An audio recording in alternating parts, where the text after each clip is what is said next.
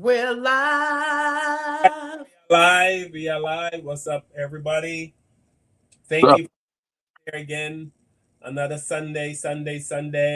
Kevin, how you doing, brother? Where were you huh? this weekend? I was performing in the living room this weekend. I had the weekend off. Performing on your couch. Hey, that's Falling on my couch. I had a good time too. Yeah, sometime I a got day stand off is good. ovations. I got a stand ovation in my living room. you make time for Patricia, right? You make dates, like you say on you cut out time because you're like super busy. I mean, do you say, hey, this weekend is for my baby? This You know what? I'm leaving this week. I'll be gone for 2 weeks. When I leave on this Tuesday, I'm be gone for 2 weeks. So it's rough juggling the love life, the family life, the kids, and everything with my traveling and stuff like that. So we try to make the most of it when we're home. We try to enjoy it, and then when I'm gone, making some money, and I come back and enjoy my Give home. her half that check. no, And man. he makes more money than me, babe. That's right. That's right, Patricia. Make that money. When your man travel, you traveling. It's But you know what? They always say, the key is getting back home. That's the That's goal. right. That's the goal, is to get back home, right? You go out, you tour, you travel, you do whatever, but get back home in one piece. And that's the blessing Mhm. that we hope for and wish for every time we leave this house. yeah. Yeah, The and reason make sure you give her all the love when you are around because you got a woman and she got a man, and a lot of people don't got that because me and Carl don't got nobody. Okay? Well, I got some groupies for both of y'all. How about that? I got some. I already had groupies. Nobody want no goddamn go groupies. I can't have them. I got to give them off to somebody. No, you can keep your groupies in your book. And you call ain't said nothing. Yeah, because he like, send that book over here. Uh, what's your flavor, Carl? You like Asian, black, Caribbean? I got it all. Light skin. He like them light skin with pretty hair. Really I pretty, got, pretty, pretty, pretty. I got those too. I got those too. don't listen to Tiffany. She has no idea what I like. I know. Hmm. Oh no, he like a Call side a like little beautiful women. crazy It too. don't He matter what like the the color is. crazy. Yeah. Oh, that's funny. That's funny. No, Kevin. The reason I was asking because I know they say a good relationship you have to date your partner. Yes, yes. Oh, Yeah. we're best friends. We're partners. We're best friends. Like we just hang out. We're just best friends. We like the same. There ain't too much. We're very compatible. Everything we do, we like the same foods, the same TV shows, the same movies, the same. We're into the same stuff. So we're kind of What's like your sign? best friends. She's a Scorpio. Get out of here. I'm always fighting with Scorpios. Me and Scorpios be trying to cut each other. Well, she has a knife. She's Puerto Rican. She's part Puerto Rican. She'll take care of you. She got the New York. She's part New York Puerto Rican. Okay. She got a couple of blades laying around. She's from the Bronx too. Shit. Ooh. You know how the New York Puerto Ricans are. Her mom's West Indian. Her dad's Puerto Rican. So figure that out. That's a mix. Yeah, that's a You mix. got West your little Indian and Puerto tropical Rican. punch. West Indian and Puerto Rican. Yep, that's Patricia. All right, so we're gonna get into it today. Please like, share, subscribe. Please like the videos we put up, folks. It helps our algorithm and it helps us get out to more eyes and more people see our show, and that's how we build an audience. And so we appreciate it if you like, share, subscribe. So I hit the notification bell so you get notified when we go live. Today we're going to talk about the Cory Booker historic speech in the Senate, where he broke the record for the longest speech, the longest filibuster. Obviously, people were happy with it, but you would believe there were some haters who said he talked a lot about nothing and what he did nothing. It didn't make any difference. So of course, nothing we do will make everyone happy. We're going to talk about the Trump fire that he set to the economy, and the black people are still partying because we want nothing. We told you so, as Kamala Harris said in a speech earlier this week. Also, Tiffany sent me a video of a Texas teenager, a brother who stabbed and killed a white teenager, and they're trying to claim that the brother was aggressive and he just seemed like he just walked up and stabbed the white teenager. But no, it's apparently we're finding out white teenager was part of a twin, and they were harassing this brother. It was up some kind of sports event. The brother was standing underneath one of the pop-up tents. They told him to leave. He said, well, it's not your tent. I'm not leaving. And they tried to take his phone. They did a bunch. And he pulled out a knife and stabbed him. And of course, now I read some of the comments on the video I was watching about this particular thing. And a lot of the palm-colored people were saying, well, that's typical of those people. That's what they do. That's also... a son came home from jail. Tiffany sent me this one also. And then after a few weeks, he unalived his mom and his brother. So. Were these black people? Yes, they were. Yes. Okay. They're from the Carolinas, North Carolina. Yeah. Oh, okay. I didn't hear about that story. Interesting. Also, there was a video that Kevin sent me of a white dance teacher. Of course, every topic we talk about on this show has to do with black and white. So. It's what the show is. Yeah, what it is. Everything is, unfortunately. So this white dance teacher, she had a recital or whatever. The kids performed. I think it was like 4 or 5 kids on stage. One of them were black, but kind of half black, but she was black nonetheless, black by American standards. And the white teacher walked up on stage and kind of gave a group hug, but she didn't include the black kid in the group hug. And of course, the internet went crazy. And of course, she apologized, said she didn't realize she was only group hugging with the white kids. She accidentally missed the little black kids. They killed me. Listen, they don't like us. So I don't even know why, but you know, it's entertaining just to watch them. So we're gonna kick the show off. And again, thank you guys. Tiffany, can you do me the honors of reading the rules for the show, please? We are protected by fair use only. We do not own the rights to the content or the music. Everything is educational purposes only, entertainment purposes only. It's our opinions only, nobody else's opinion. So please make sure you like, subscribe, and share, and leave a comment. Let us know what you think. And I'm not a real therapist on the show. Yes. I told you I'm a hood therapist. We're gonna kick it off with Cory Booker. Part of his speech. This speech is 5 minutes. That's a bit too long for our show. Because we don't got 5 minutes. It was like 24 hours. You mean the whole speech was 26 hours. 26 hours. If I pull 4 minutes 48 seconds, but I'm not gonna play the entire clip. I heard the end was the best. Okay. So here's some of Cory Booker. You know what? Let me play this other one that's only 43. Let me start with this one. Would the senator yield for a question? Chuck Schumer, it's the only time in my life I can tell you no. I just want to tell you a question. Do you know you have just broken the record? Do you know how proud this caucus is of you? Do you know how proud America is of you?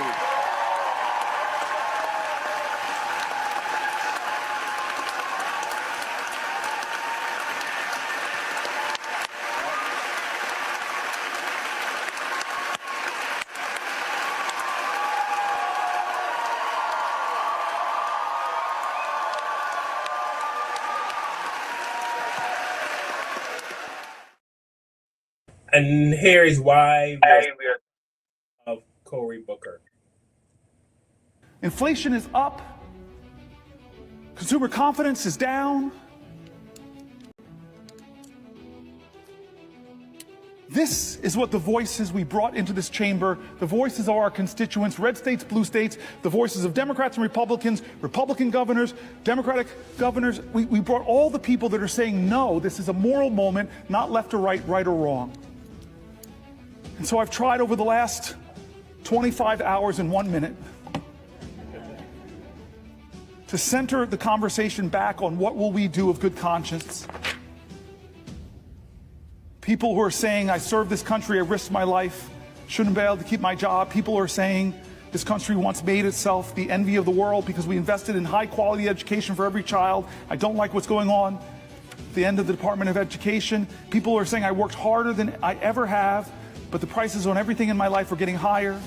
People who are saying that the America I learned about in school, the one where people's rights are protected, the people are saying that why are we yet again going through another healthcare battle that threatens millions of people, the people are saying that I'm worried about the financial security and the future of my country, the voices of folks.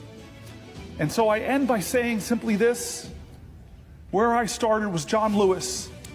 I don't know how to solve this. I don't know how to stop us from going down this road. Chuck Schumer's now told me that they're greasing the skids to do these things. I'm sorry. Strom Thurmond once stood on the Senate floor for 24 hours and 18 minutes in protest of a Civil Rights Act. If you don't know who Strom Thurmond is, I can sum him up in 4 words: senator, South Carolinian, racist, segregationist. In 1957, the Civil Rights Act of 1957 was introduced to Congress under then-President Dwight Eisenhower. This would be the first civil rights legislation to be passed since Reconstruction. The purpose was to protect voting rights and marked an important step into bringing the federal government into the civil rights debate. The act was meant to federally secure African Americans' rights to vote, and to establish a civil rights division within the Department of Justice. And of course, Southern white supremacists that were serving in Congress did not like that. And Strom Thurmond led the charge. He stated that this Civil Rights Act was unconstitutional and cruel and unusual punishment. He spoke for 24 hours and 18 minutes in protest of the bill, and after he was done, the bill was passed 2 hours later. Dwight Eisenhower signed it into law 2 weeks later. Strom will go on to hold the record for the longest solo speech in Senate history, until a black man named Cory Booker broke that record today. For 25 hours and 4 minutes in protest of the Trump administration.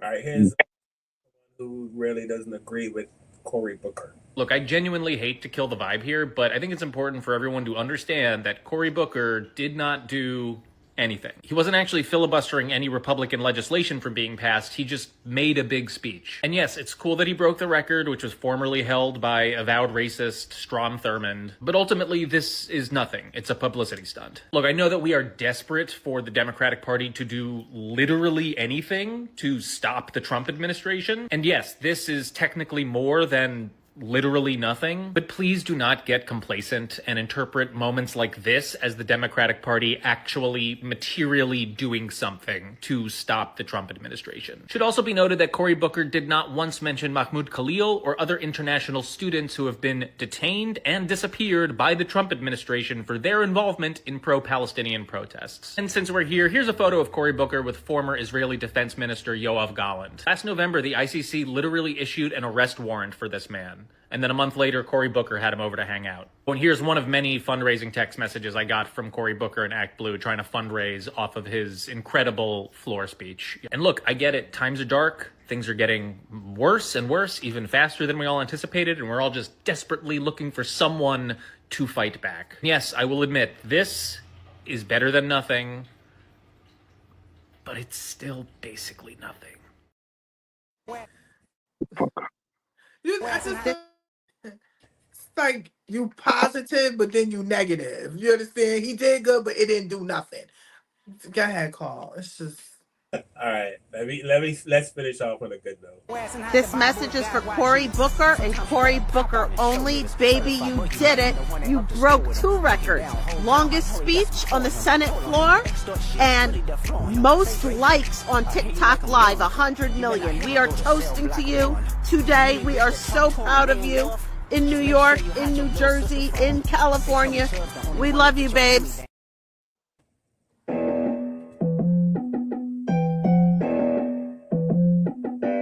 With the knowledge you gain, break away from the chains. We helping you grow the black definition. You in a space dealing with the black trauma. We packing and inspecting all our baggage and drama. Cause we gotta unite, no more killing each other. It's time to see a new future for my sisters and brothers. You know, with Kevin, Carl, and Tiffany, you'll have an epiphany. We'll give you everything you need to handle the enemy. We be giving you empathy, we gon' challenge you mentally. The right conversation so you grow exponentially. We built your penitentiaries, we built all your schools. Gave us brainwash education, just making us fools. Hatred was what we got in exchange for love. No more manipulation from my God above. It's Carl, Kevin, and Tiffany. Now welcome to the Black Therapy Show. Let's go. Yeah, what's up, everybody? Hey, Tiffany. Hey, Kevin. What's up, everybody? Started the show off with Cory. I had to do a lot of research on this because I didn't quite understand why it was so significant. I didn't know. I heard about Strom Thurmond. Yeah. Do more research. I guess he was, but you guys can enlighten me. He was a guy who wanted segregation. Now segregation forever. That was his thing. He didn't want to. He stood up on the Senate floor and he spoke for 24 hours on why segregation should not be enacted. That was his stance. He Let me add, Carl, that Strom Thurmond also was the reason that the Republicans are the party they are today, because Strom Thurmond was so upset about the civil rights journey and the movement that was happening and the bill that was later passed, that at that time they were Democrats. They were racist Democrats that were against this whole bill. But then there were, so they became what they would call the Dixiecrats, which basically is a nice word for saying racist fucks, right? So, but the Dixiecrats were so upset with JFK and Dr. King working together and Bobby and all these people working together for the civil rights bill that the Dixiecrats all left, the Southern Dixiecrats by the millions left the Republican Party and became Democrats. And that's why you have this Republican Party you have today, because they basically switched parties. They were Democrats, but they were mad at JFK. They're mad about Dr. King. They're mad about the whole civil rights movement. So they're like, we don't want to be no part of this. Screw, we're going to become Republicans. So they kind of switched over to become Republicans, which Nixon used to his advantage to get into the White House, and Reagan did the same thing. And of course, George Bush Sr. did the same thing with the Southern Strategy whole thing. It's a long, complicated thing, but you can Google it on YouTube, Southern Strategy and the Dixiecrats, and do some homework and read that whole thing. It's very interesting how the parties switch. And Strom Thurmond was behind that whole thing of them switching parties and becoming, what they are today. That's why people go, well, how did this happen? How did Democrats were so racist back in the 60s? They were the ones doing all the lynching and the hanging. And yes, they were. They were that party. They were the Ku Klux Klan. The Democrats were the party of the KKK. They were the party of the Confederate flag and all that stuff, And the reason black people were Republicans, because they're basically following Lincoln, because Lincoln was a Republican and he freed the slaves. Lincoln freed the slaves, not because he loved black people, but because he needed black people to win the war. So black people were like, oh, Lincoln freed us, so we become Republicans, But they were still, because they weren't the most educated people back then, right? So really, so they didn't know that Lincoln was a racist ass. They just thought he liked him and freed the slaves, I guess. So so yeah, it's a very interesting piece of history. If guys are into that history, get on YouTube and read about Strom Thurmond's racist ass and the Dixiecrats. I'm very proud of Corey, because I wasn't really feeling Corey. I don't know if y'all know, it was a documentary out about who killed Malcolm X. And Corey Holcomb, not knowing, did I say I'm Cory Booker, excuse me. He not knowing, I'm thinking about Holcomb. He not knowing that in one of his videos, he had Malcolm X killer in his video. Well, he didn't know that, right? Huh? He didn't know that at the time. No, he didn't know. Right. The guy said something to him. And he was like, did you research before you allow people in your videos? And he said he really didn't know. So I stayed away from him a little bit from that. But then to see him do what he did for 25 hours, I don't care what nobody saying it wasn't meant anything. He talked about the issues that we are dealing with today and beyond and before. And I'm glad that he was able to talk. I didn't sit through the whole 24 25 plus hours, but I did get bits and pieces of it, which a lot of people did. Right. You know, got bits and pieces of it. But we're very proud of him because I wouldn't. They said he sacrificed a lot. He made sure he didn't eat certain things, so he didn't have to go to the bathroom. Like he was not playing. Like who stayed with him for 24 hours? Did they take a nap? Wake up? I mean, he was he was really doing his thing, and none of us can say that we can sit up there and talk for 25 hours straight. I know I can. I can talk, but I can't talk that much. But talking about the issues that are going on, I'm very proud of him. Very salute to Mr. Corey. You've been talking for 6 minutes. You want to keep going, Tiff? You know what? Michael, like the guy in the video that said he really did. I mean, why? I don't get that. Like, I mean, why? And I saw a lot of comments on the speech, and a lot of people like it really didn't do anything, and it didn't mean anything. So how come this didn't mean anything? Did Strom Thurmond's speech mean something? Yeah, to them probably because he was speaking against, Strom Thurmond was a cold-hearted racist, and of course people liked his speech, and he broke that guy's record. So if nothing else, he took down a racist in that speech. And he took down two racists. He took down the president of the United States while he was at it. Yeah, I loved it. I loved it. It was a good. did I didn't very- do the whole 25 either, Tiff. Like you said, Tiff. I watched bits and parts on YouTube and on the news, and it was the parts I heard were great. And it takes a lot to talk like that for 20. I can't imagine talking that long nonstop You talking with no about me food, can no talk. water. You can talk. I'm a professional talker. I get paid to talk. You're right. and just for freaking talk that long is that's That's a amazing. lie. And just to hold up and don't sleep and don't drink nothing and don't eat, don't go to the bathroom. That's amazing what he did. And they said Thurman had a little bucket over there when he was doing it so he can pee in the corner. That's disgusting, but I'm not shocked. He's disgusting. Tiffany says that your volume is lower than Kevin and my volume. Oh, my volume is low. Let me sleep. No, but that's because we are men. So Yeah, get that Barry White thing going. Testing 1, 2. Nah. You sound like RuPaul now. Hey, so yeah, American history is an amazing thing, and I kind of got into studying a lot of this stuff, and what Cory Booker did, thumbs up to him. I'm pissed off at Cory Booker because he blew the relationship with what's the girl he was dating, the actress Rosario Dawson. What's her name? Rosario Dawson. Is that who he was dating, Tiffany? I think so, yeah. Is they still? I don't think they date anymore. No, they're not dating anymore, and that's why I think he's a loser. How the hell you messed that up? I think How you messed that up, happened. Cory Booker? Huh? Something happened. I don't know what happened. I gotta ask my friend. He's good at that stuff. But something happened with their relationship, or I don't know. Maybe they during the time that I think he was running for president or something. Something happened. Nah, I'm gonna go ahead and go. We'll talk about it off air. Okay. Kevin. I don't start no rumors on the show, but I think I know. Kevin, a lot of people think beauty equals happiness or fun to be with. Right. Does not mean that when the doors are closed that she's a fun to be with, because and that goes for him too. Exactly. Right. You go both ways, right? I'm just saying. I'm just joking on that. To be honest with you, I don't know what happened between those two.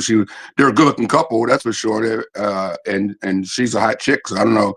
Like you said, excuse me, I've dated a lot of hot chicks, so it don't always work out. Obviously, I was about to say everything that glitter ain't gold. So that is absolutely true. That is absolutely true. That's true.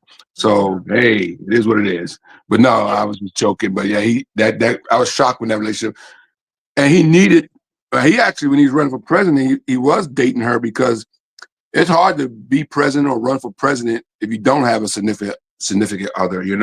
That's so why. Been planned. That's why Bonehead. That's why Bonehead got married a white girl because he thought Trump was going to make him his vice president. What's his name? I know the tap dancer, black dude. Yeah, from South Carolina. Oh, You know what I'm hell. talking about? Yeah, he married the white girl. He thought Trump was gonna make him his VP, and he needed to have a wife on his shoulders to in order to get that position. So he marries this girl, and Trump when I'm gonna go and pick a white guy. So So yeah, you see that he does not have one coon in his cabinet. no coons in his cabinet. They still cooning. He's not letting them in there. Nope, you don't like them. So we want to definitely give a shout out to Corey, and he did very well because I know I couldn't have been out there talking to them stiff ass mother effers.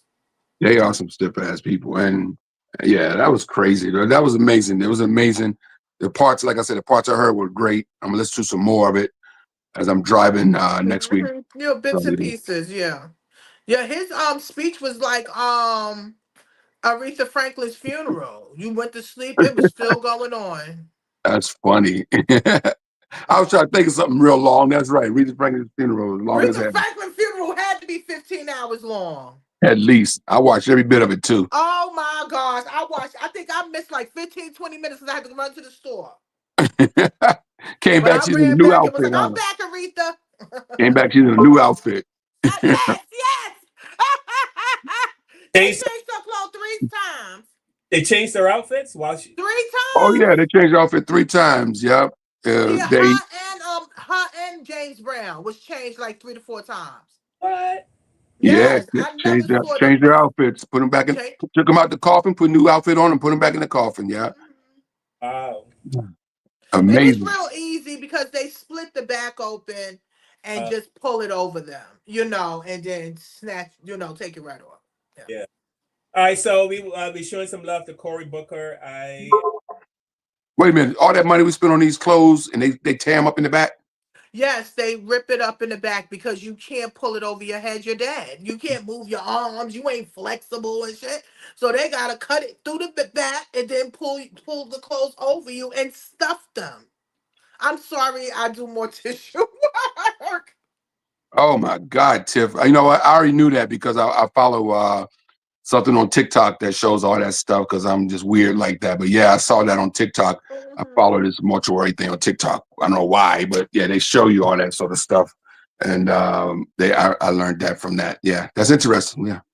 So yesterday was April 5th when there was the Caucasian protest day, and You said the Caucasian protest day. Caucasian because I saw That's what it was. the protest. I saw very few. I saw there was a protest in Connecticut. It was in Stamford, and there was a huge protest. And I literally saw 2 black people out of thousands of Caucasian people. They stupid. 2 black people, and but it wasn't the massive amounts of black people. We just wanted nothing to do with it. I mean, we protest. What else do we need to say? How much more do we need to march? What else can possibly be said? What else is Trump doing? What else is America doing that black people need to explain? So we're just gonna sit back and And then it's safe too, Carl. It's safer for us to sit back because as soon as we would have went out there to go help their asses, they would have been like, black people started, shoot their ass. You understand what I'm saying? Nobody got time for that. Nobody got time for that. So, like you said last week, Carl, and it had me laughing. You said, "Isn't American people feet tired?" I said, "You know what?" Marching had its place. It doesn't anymore. We need to at this point, especially with this administration, take a break from protesting. I mean, everything's in danger. I mean, even us doing this podcast can put us in danger, to be honest with you. What? We're Wait a minute. I didn't sign up for that. Wait a minute. I know you didn't. I'm just keeping it real. Talking about danger. Anybody who's against this administration, speaks out against this administration, is a target. Listen, I don't care And we do that on this show and from time to time, They'll come get you and Carl. I'm not. Well, no, Tiff, they ain't I gonna don't do the titles. Carl do the titles. It's his fault he do the titles. You throw it on Carl. You over there with all the mouth, and I be like, I just hitchhiked. I ain't part of. I don't even know y'all. Carl, put me on the. I don't want him trying to deport me back to Africa. All right, so here's some of the Caucasian protests that going on yesterday. Get Trump out! Get Trump out! Get Trump out! Solidarity!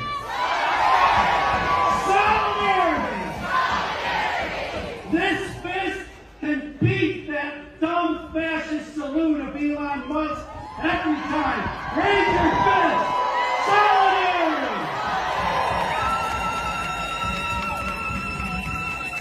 Show me what democracy looks like! This is what democracy looks like! Show me what democracy looks like! This is what democracy looks like! Whose street? Our street! Whose street? Our street! Whose street? Our street! Whose street? Our street! It's just so encouraging. And what's been a pretty depressing 9 weeks to have, I don't know, hundreds of thousands of Americans show up here and across the country to say we're not going to take this line down. We are fighting back. We're going to resist the evils of Trump and Musk. We're going to take back our country. One of the largest shows of resistance to what President Trump and Elon Musk are doing right here at the foot of the Washington Monument. This event sponsored by the groups Hands Off and MoveOn.org. Thousands upon thousands of people here at the foot of the Washington Monument. We talked to rally goers about their motivations for coming. Your parents are both federal government employees. What are they going through right now? Yeah, my dad had to take the fork in the road deal, and so he had to leave the federal government after over 20 years. And my mom works for Health and Human Services right now, and she's worried, about her job security at this point. What are they going to do from here? It's very uncertain. That's exactly what it is. It's really uncertain. It's hard to plan when there is seemingly no plan other than to just lay people off. So it is hard for everybody in this predicament to know what's next. I'm just going to go ahead and say it boldly and out loud. There won't be a large majority of black people attending the planned nationwide protest of the Trump authoritarian regime.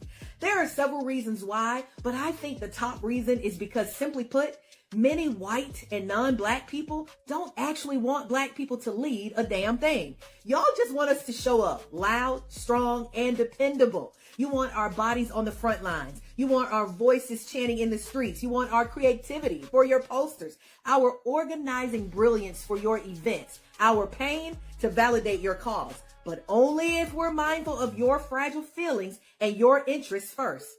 That ain't leadership, that's labor. And let's be very clear, we see it, we feel it, and we're tired of being used as the moral compass and backbone for every so-called movement while being told to shrink, to soften, to defer, to not make it about race when race is the damn root of the whole thing. Dr. Martin Luther King Jr. warned us about white allies in his letter from the Birmingham jail when he said, "I must confess that over the last few years, I have been gravely disappointed with the white moderate. I have almost reached the regrettable conclusion that the Negro's great stumbling block in the stride toward freedom is not the white citizens counselor or the Ku Klux Klanner, but the white moderate who is more devoted to order than to justice, who prefers a negative peace, which is the absence of tension, to a positive peace, which is the presence of justice, who constantly..."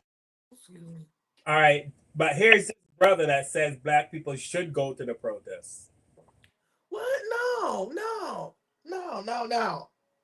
Hold on. This whole trend online, I don't even believe this is real. This is an operation. This black people should stay home on April 5th. And the reality is this, everything bad in this country is disproportionately black. Whether we're talking about poverty, homelessness, deaths from diabetes, deaths from cancer, deaths from kidney disease. I could just go on and on and on. Trump's agenda is 100% designed to make this significantly worse. They're trying to get rid of Medicaid. That means more of our people are going to ultimately die. They're trying to cut rental assistance. That means more of our people are ultimately going to be on the street and potentially dying. They're trying to find a way to cut Social Security, which means more of our seniors are going to not have enough food to eat. So our people are 100% in the crosshairs of Trump. And not only are they under 100% in the crosshairs of Trump, they're now saying that you can't even teach about racism in this country. I mean, you had the woman, Linda McMahon, at the hearing about Secretary of Education, and they said, "Can you assure us that having Black History Month at your school will not violate the Trump ban on DEI?" And she said, All right, but while white people are protesting, here's what black people are doing.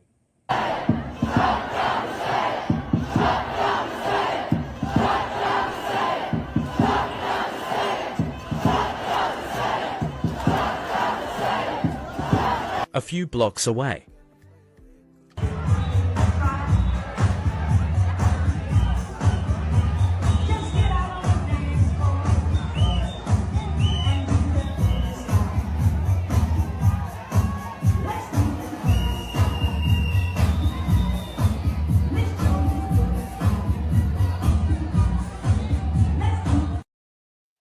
Folks, we have some big news right now. I just heard that this protest in Washington, D.C.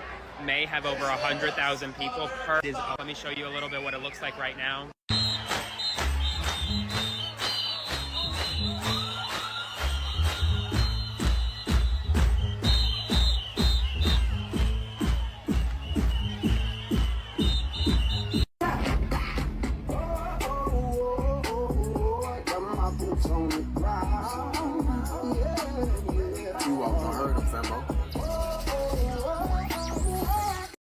Oh, I got my foot on the ground. What? I'm about to order me a fan. Pop, pop, pop. What? Good. We want the protest, and I do, and I haven't even been in this country long enough to be tired, and I'm already tired. Yeah, I mean, there's not. What else is there to say? What else is there to say? Seriously, what else is there to say? Carl, look, you heard what he just said. We black people are out here doing learning the fan dance. We are not getting involved with these white on white crime. We already told them. We're just trying to stay on the side and hope that they don't start picking on us next. Yeah. Okay, because we're busy doing the fan dance. We're not bothering you. We're not bothering y'all. We leaving y'all alone. That's between Trump and them. I'm sorry. I mean, if lynchings didn't bring these people out into the street, I mean, what really? Listen, Medicaid in the South need to be taken care of. Okay, in the South, this is why a lot of people move. A lot of people move to the South, but wind up coming back because they found out that the medical system is not the way the medical system is in the North. Okay. In the South, you cannot get Medicaid if you are middle age.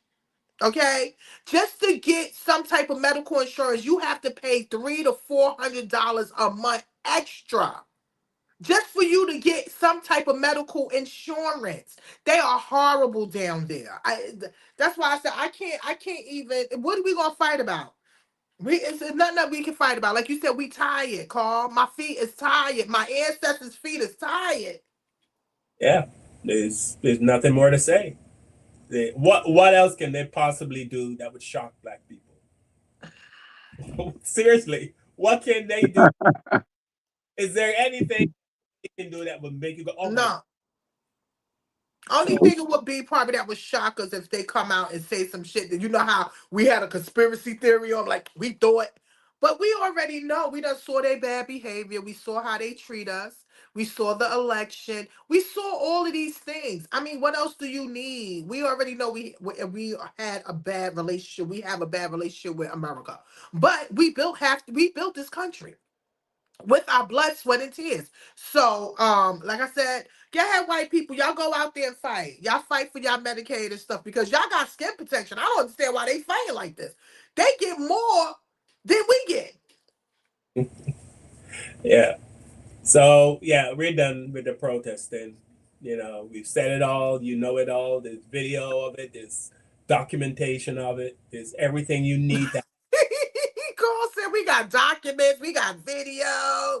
Everything. They're fighting because there's millions of them that don't like Trump, like we don't like Trump. Right. There's millions of them who didn't vote for him. Right? There's millions of them who can't stand him. There's millions of them who hate Republicans and what they stand for.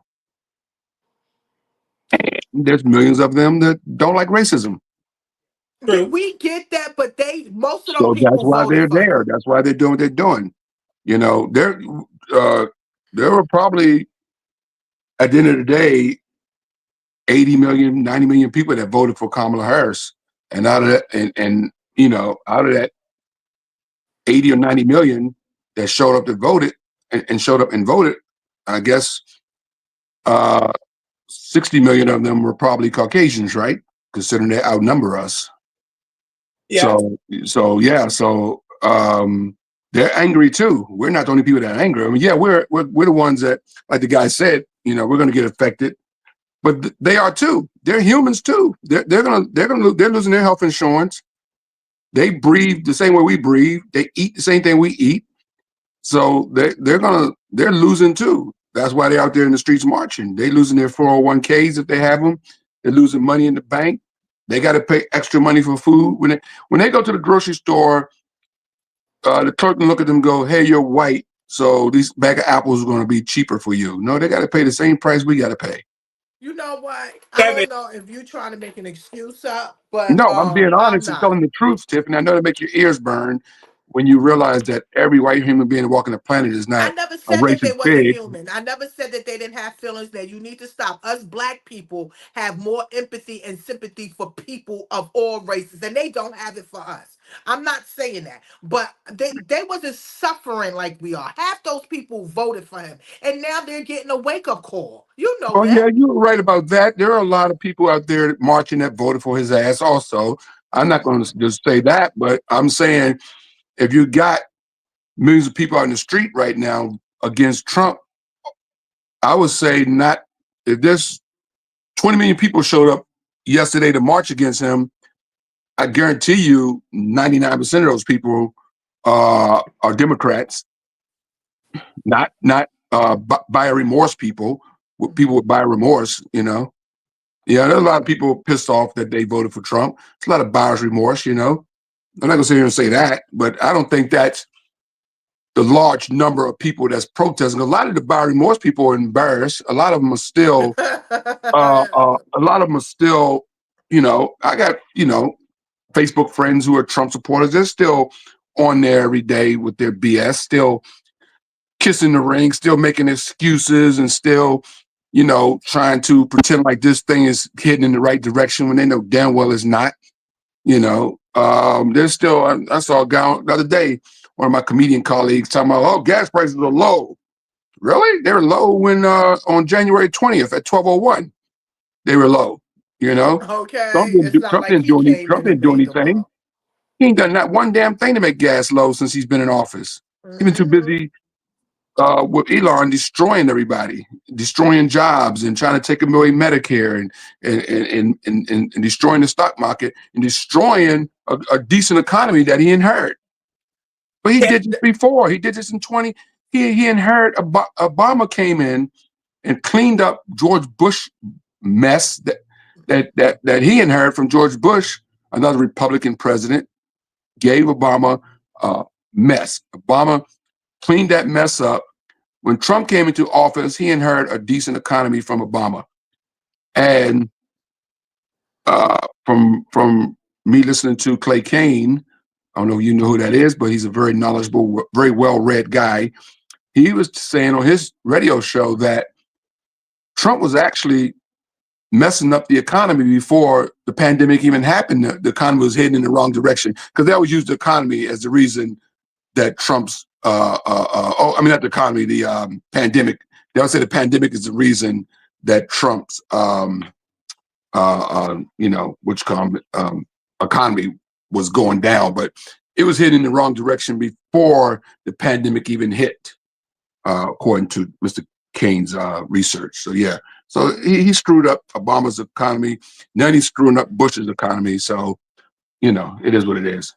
Let me throw this question out to you, and this is might sound a little bit funny, but it's a serious question. If what Trump was doing was affecting sickle cell, it was affecting Afro hair products, it was affecting Black history, it was affecting all things Black. It wasn't touching white people at all.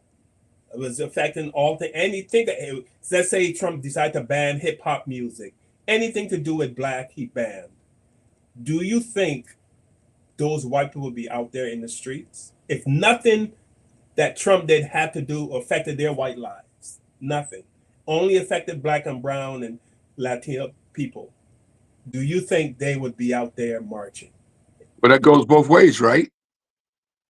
I mean, There you go with that light skin. it goes both ways, right? I mean, if If we weren't affected, well, we'd be out marching for them. Yes, I'm not marching. We've been marching. We've been marching to We've been fight marching for against them. ourselves, though. I'm saying, I'm playing We've been devil. marching with them. I'm being devil's advocate here. We I'm see, saying, and I'm about to if the poke you in shoes your on eye. the foot, I mean, that's human nature, though, Carl. I mean, that's natural.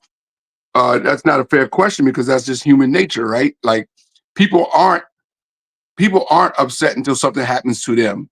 That's America, period, right? Like people weren't upset when they thought that when the Cubans thought that Trump was going to just deport Mexicans, they voted for him. But now that he deporting Cubans, they're upset. Like people aren't upset until shit happens to them, right? That's just a natural thing. Tiff, you can answer that question probably better than me, but I'm just playing difficult advocate. That's just You know what? how. Well, let's hear your side, Tiff. What do you think? I'm not. I feel what Carl said. We've been marching too long. I cannot get involved with that. That's not our business. And like he said, would they do that for us? Yeah, we'll get like 4 or 5 white people sprinkled here and there at the front of the line with us. You understand what I'm saying? But no, they're not going to be coming out for us doing all of that. They're not. They're not going to do that. You know, these people are very self-centered. They worry about themselves. So I'm not coming out.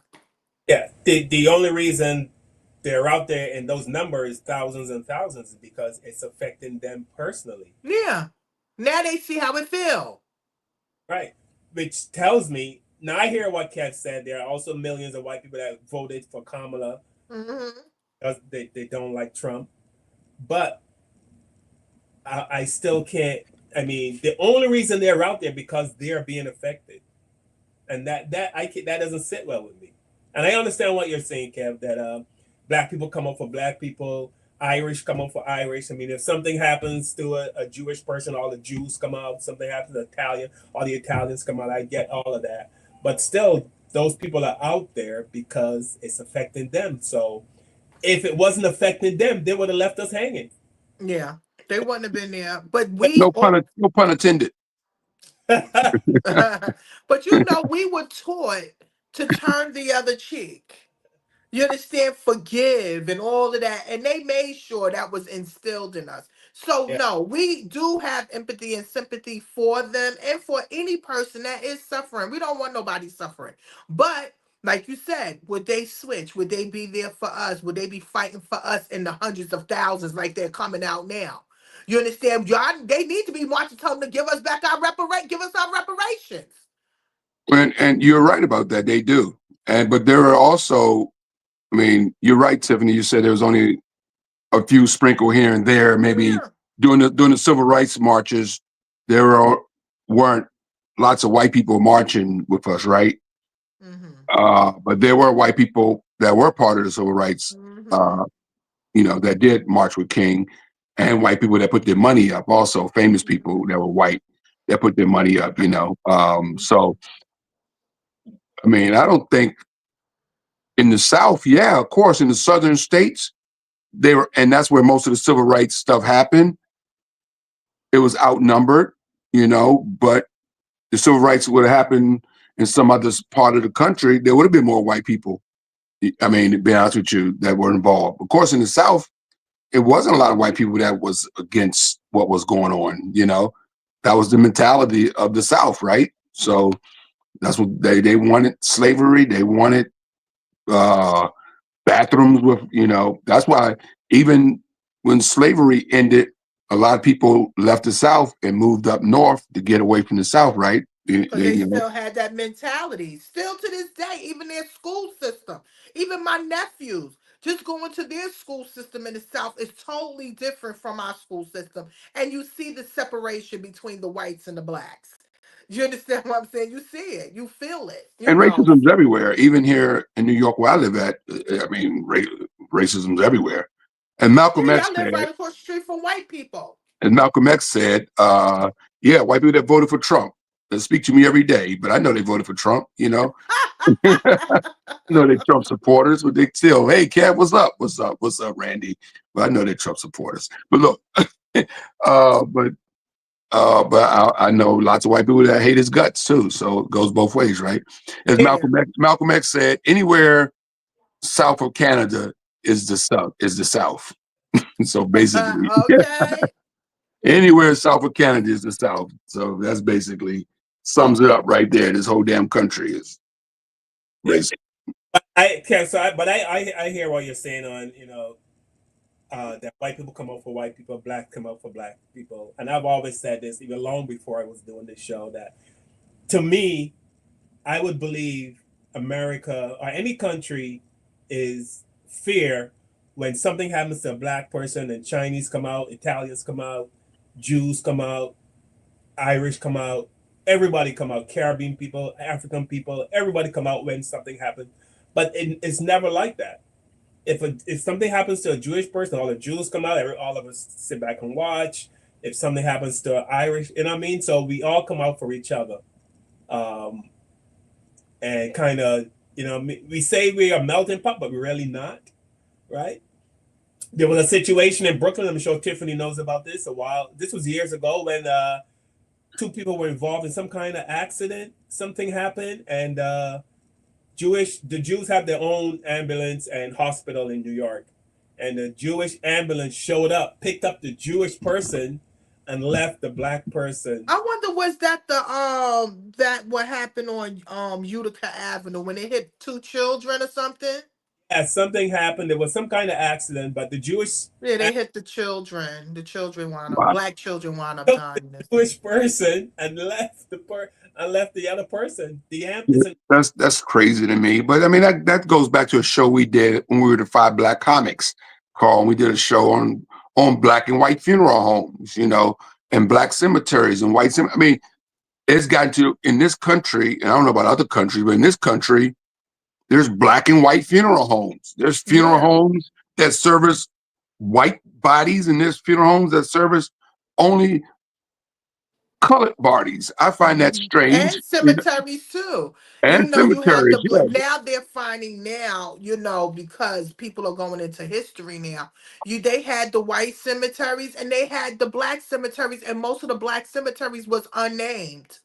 You understand? Like, they will put the slaves there, black people there, and you can't disturb them now to be able to find out who's there, you know. But yeah, they always separated us. They always made us like we were unknown. So it's like I said, I'm treating them the way they treat us. So Pamela Jones, what up, Pam? Pam says, we need white women to lead this fight. Can we win this fight without white women? I don't think so. Wait a minute. She said we need white women. You know what we need from white women? Stop raising racist children. That's what we need. Okay? That's where racism started. They give birth to these children. Okay? That's what they need to do. Stop racism. That's what white women need to do. Stop teaching your children racism, or letting your husband let it be okay to teach them racism. I mean, there's a lot of truth to that, Tiff. I mean, racism will only end if we raise, if they're kids, because white people have to stop. We can't stop racism. White people have to stop it. We know that. We can agree to that. White people is the only people that can stop racism. We didn't invent it, and we can't stop it. They invented racism, and they're the only people that can stop it. Obviously, a 400+ year problem is not going to stop. So we have to learn to navigate, you know, and deal with it. And I think that's what we do, you know. We've been doing for 400 years, you know. So yeah, we learn to deal with it, you know. So and navigate around it, and because it ain't gonna change, nothing's gonna stop. I mean, we saw in this last election that, you know, millions of Americans say, hey, we're gonna vote for a guy that's a 34 convicted felon, convicted of sexual assault over educated black woman.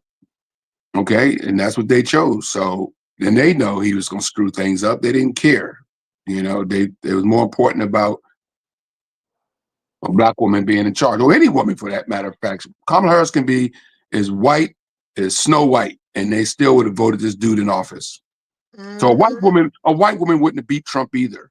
No woman is going to beat Trump. No one, period. Period. The only person that could have beat Trump is another white man. Another white man probably could have beat Trump, but no woman walking this planet could beat Trump because this country is just that freaking racist. They call it patriarchal, right? Now, they're not.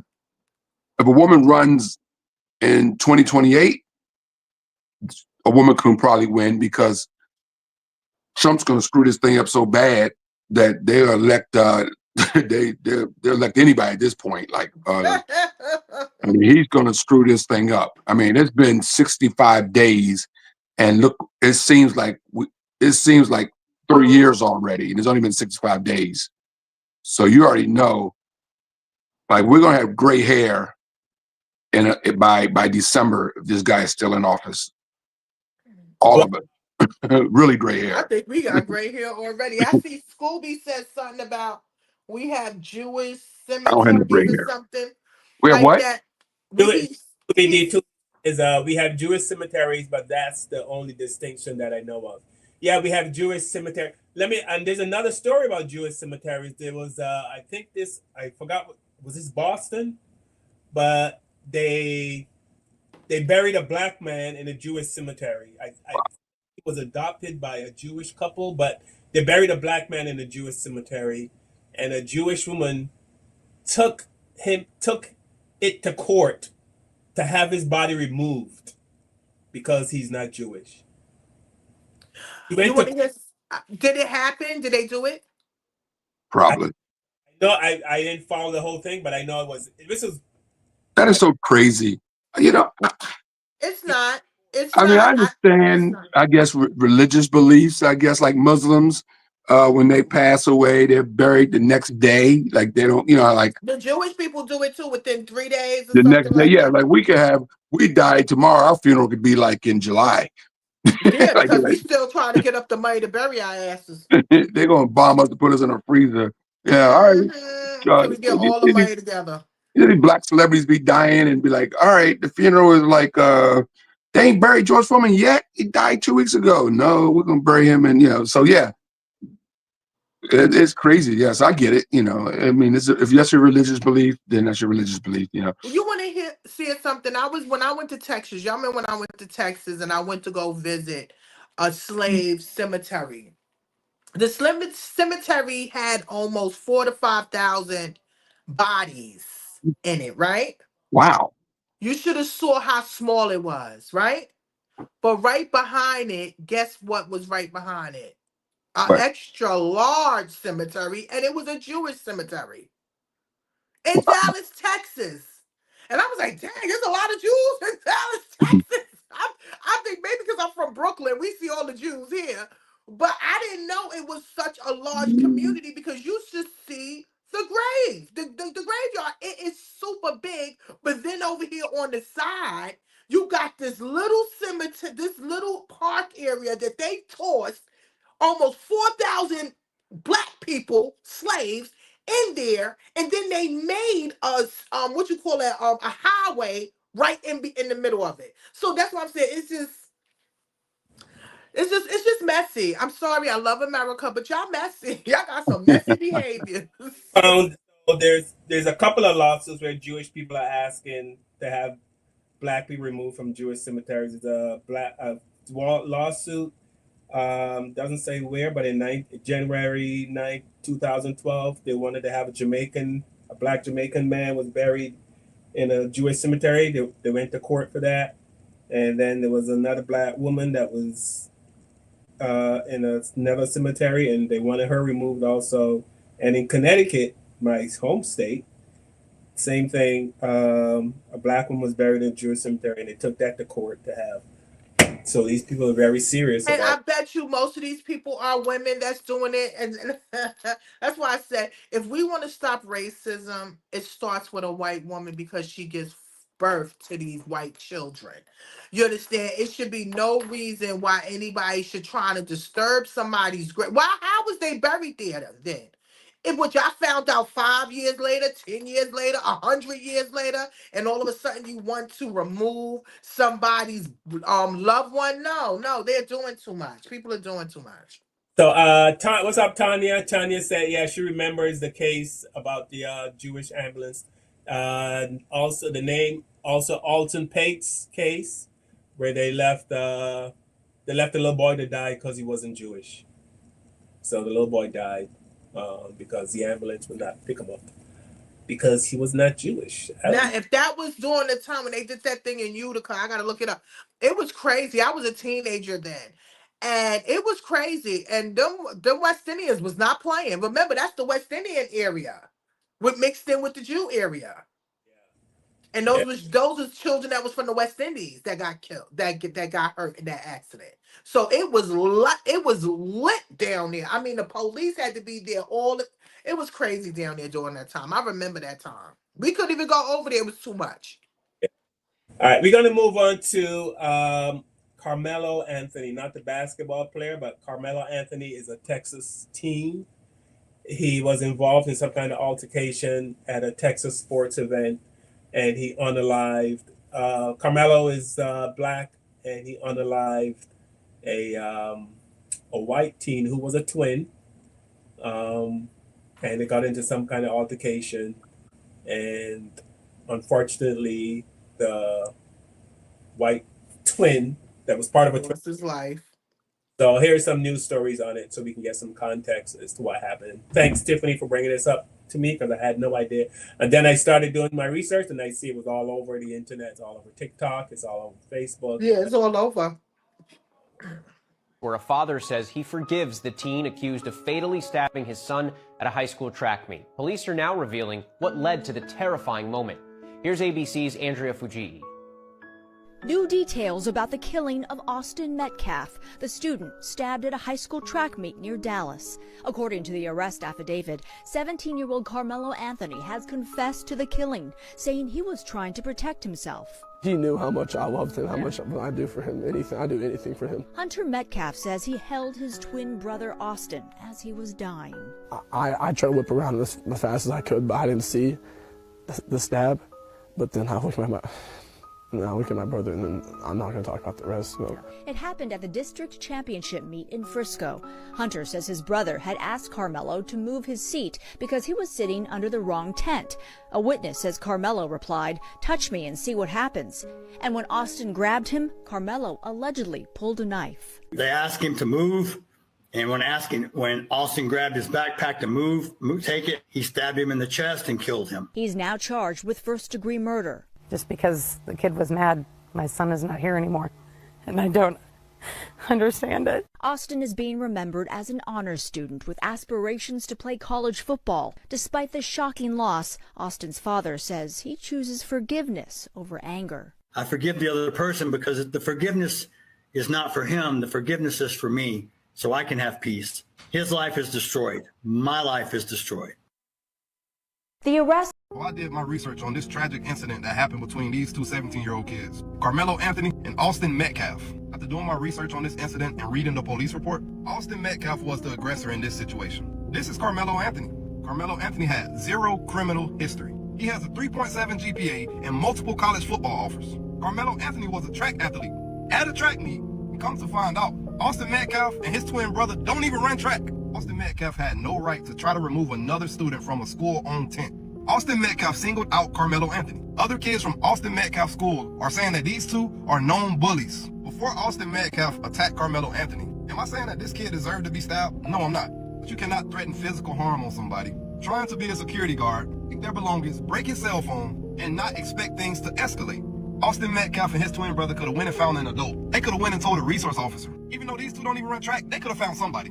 Carmelo Anthony was arrested on first-degree murder charges. When the police got there, he said, "I did it. He shouldn't have put his hands on me." And I see a lot of white people in the comments saying that if Austin Metcalf would have stabbed Carmelo Anthony, it'll be a race war. It'll be all over social media. No, it would not. You white people would be saying Carmelo Anthony was a thug, he's an aggressor, and he was protecting himself. Either way, this is a tragic situation. Let me know what y'all think in the comments. Last thing I want to say is, if Austin Metcalf would have just minded his business, didn't try to be this tough guy, he would still be alive. It's hard to say, but it's the truth. Multiple witnesses reported that Austin Met have told the suspect, Carmelo Anthony, that he would need to move out from under his team's tent, considering Anthony is a student at Centennial High School. But he was sitting under Memorial High School's tent. And after telling him this, Anthony opened his bag, reached inside and said, "Touch me and see what happens." BCAF reportedly then touched Anthony, and Anthony then said, "Punch me and see what happens." Soon after, Metcalf grabbed Anthony to tell him to move, at which point Anthony pulled out the weapon and stabbed Metcalf once in the chest before running away. And after officers caught up with Anthony, he immediately told them, "I was protecting myself," and that Metcalf put his hands on him. And while the officer was walking him to his car, he said he had the alleged suspect, to which Anthony responded, "I'm not alleged. I didn't." And while Anthony was in the cop's car, he asked if Metcalf was going to be okay. And then later, as if his actions could be considered self-defense entity, is currently being held in jail, and his bond has been set to $1 million. But rest in peace to Austin. Let me know what you guys think about this. And as always, I'll keep you guys updated. All right, Tiff. So you see, I guess they were trying to say that he was the aggressor, Carmelo Anthony, but 99.99% of the stories on the videos that I watched said that no, he was defending him. Did he have to use a knife? Probably not, but you know, who knows? That is so deep that when my niece actually was the one that told me about it. And I looked it up and it made me think about my friend. I told y'all that one of my good friends wound up coming from a party. Somebody, when you walking in the train, you know how you bump into somebody and he wound up bumping into somebody. The young man bumped into him. He told the young man, to back up, like, "I'm sorry, for the bumping in." But the boy went into the stance of wanting to fight and he jumped at him and he stabbed him. And the boy died. You understand what I'm saying? Because he was protecting himself. And my friend wound up killing himself after that. Because he said the media made him look like a murderer, a killer, and not one time did they said he fought 4 tours in Iraq. You understand what I'm saying? Now, one time they say he was a single father. He was working. He's about to be the media will just turn it around. And that's another thing we need to talk about is that the young man's uncle came up and he wrote something up on Twitter and he said it. He said he said the media is twitching everything around, making like his nephew is the baddest person. He said these young men got rest his soul, but we all have learning lessons. They said that these 2 young men are bullies. And if this is true and y'all was going around bullying people, these are the wake-up calls that you get. We're not saying it's okay to kill anybody, but if somebody feel like they got to protect themselves because you're hurting them or you trying to hurt them or you're taking stuff from them, they're going to protect themselves. I hope the young man has a great set of lawyers to be able to help him because he's going to need lawyers. Also, it was 30 people out there. They know what happened. They saw what happened. They saw if it was self-defense or anything like that. It's just up to them to tell the truth or what really happened. I don't think that boy just said, "I'm going to wake up and stab me a twin today." No, I don't think he did that. You understand? I believe that it was something that just kept accumulating. That he said, let me keep a knife in my pocket. Or, you understand what I'm saying? And then we don't know if it was a large knife or it could have been the legal size, because they got the legal size knives that you can be able to have in your bag. You understand what I'm saying? So we don't know. We still need more information because it's just happened. Yeah. I mean, like I said, when we were talking before the show, I said, Black people just don't go out and just start killing people. I mean, anytime, and it's been proven, anytime Black people involved in either somebody or somebody attacked us or something, but we just not gonna wake up and just like the Caucasian people do. They'll just get up in one morning, hey, let's go over to wherever the blacks are and just start shooting them. And that's what they do. We don't do that. Mm-hmm. But don't think that they were born like that. Like the white kids that do these crimes, they learning from somewhere. Their environment Again, white women, white men not teaching their children. You understand? So it starts from somewhere. Just like this situation, this young man did not just wake up and say, I'm going to stab somebody. He probably never even knew that this was going to happen. But when you are afraid and you trying to protect yourself by any means necessary, you got these two big, they said these boys is big. Two big white boys messing with you. No, you gotta protect yourself by any means necessary. And what I'm hearing is that the young man has a great support system with his family. They say he comes from a good home. His mother and father loves him. You understand what I'm saying? So we just pray that this is worked out. We sorry that the young men lost their lives, but I mean one man lost his life. But also this is a message: don't be bullying people. Don't be bothering people. You might run into the right one and they would change your whole life or take your life. And let me just also say this, and this is words that I live by, and this is how I literally live my life. I try to live my life by not making any Black person's life any more stressful. And that's the absolute, because we deal with so much shit just because you're Black. Just because we Black. We deal with so much. Listen, I remember I forgot where I was walking, but I came around the corner of a building and ran into this white woman. And she, like you started, right? It's kind of a thing. She kind of started me. I started her, and but she, I don't know if she was, but she fell on the ground and it's bulging out, and she's like backing up she's on the ground. She's backing up on her arm. Her arms up. She's like, no. And I'm standing over her, looking at her like, all of that because you bumped it, because you know what I mean, like all of that, you do all of that. Oh my God. Yeah, she's in defense, man. Oh, he's gonna try to hurt me. Oh. I caused all of that, and I'll be on. And for the next freaking 15 blocks that I walked, every single mirror or reflection that I came upon, I looked at myself like, did I have a mean face on, or did I what? Now this was my early days in America. This is okay. That's why.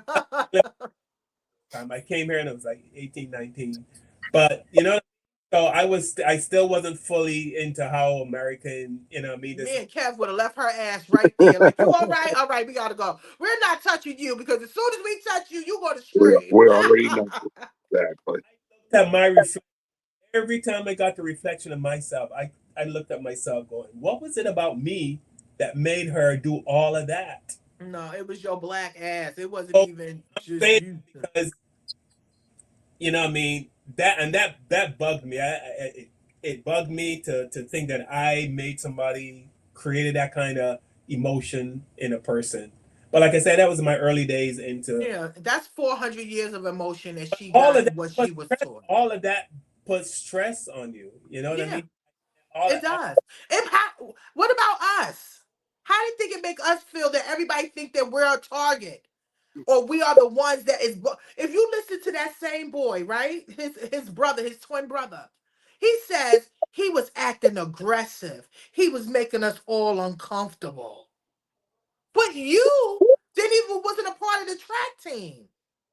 You and your brother didn't even supposed to been there. How are you going to tell somebody that's a part of the track team you gotta move? That sounds like bullying. So again, people, please use your critical thinking.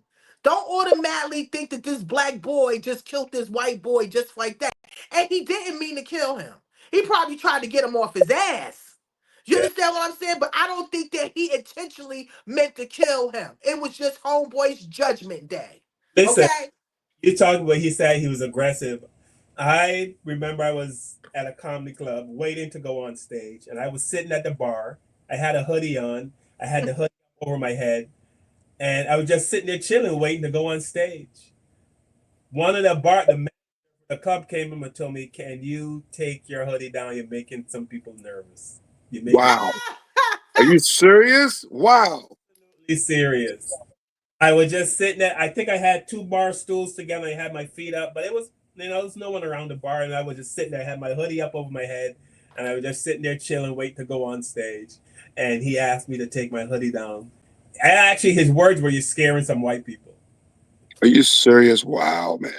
That's why y'all can do comedy and I can't do comedy. Because they'll be telling me off on the regular. Funny. Of course, I talked about it, but you know, they Hey, laugh. Carl, You know, now I get emails a lot when I go out to perform. We get emails from the bookers that says no Trump jokes. Have you gotten that yet? no, I haven't heard that. Yeah, I'm starting to get that in my emails now. And, no Trump jokes. Yeah, so they put that, Trump. No. they send you email, and with your hotel information, whatever, what you're making, all the particulars, and And then one of the rules and regulations is you better not mention the no orange Trump joke. man.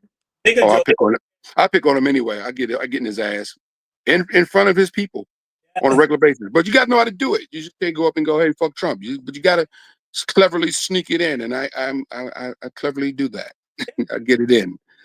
A great comedian when you can make people comfortable with with the uncomfortable. Well, that's the key. You got to make them comfortable with you first. Once you got them eating at the palm of your hand, you can do anything. So yeah, once you get them, Tiffany, laughing so hard at you and loving you, then you can say "fuck Trump" and they will laugh. Because at that point, they love you. They think you're great, and they already. So then once you get a crowd going, you can get away with almost anything. Really, yeah. All right, so we're gonna jump into the son that killed his mom and his. What a very uplifting show we have here tonight, folks. No, but we have to talk. This is the Black Therapy Show. We have to talk about these things so people can know what to talk to their children about and what to look out for. I'm sorry. No, you're right. I get it. I'm just teasing. Son came home. His mom was very excited, and then he on the line. Yeah. Yeah, here we go. Okay, this is some sad news right here. I'm very confused right now. It is so messed up that this man got out of prison March 25th, came home to his mama. She was so happy to see him on that day. March 31st, he took her out and his 15-year-old brother. This right here is his 15-year-old brother. All this happened in Wilson County, North Carolina. When the police arrived to the scene, they found the two victims dead. They arrested him. 2 charges of murder.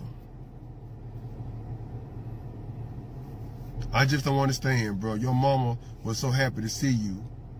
What triggered you to do that?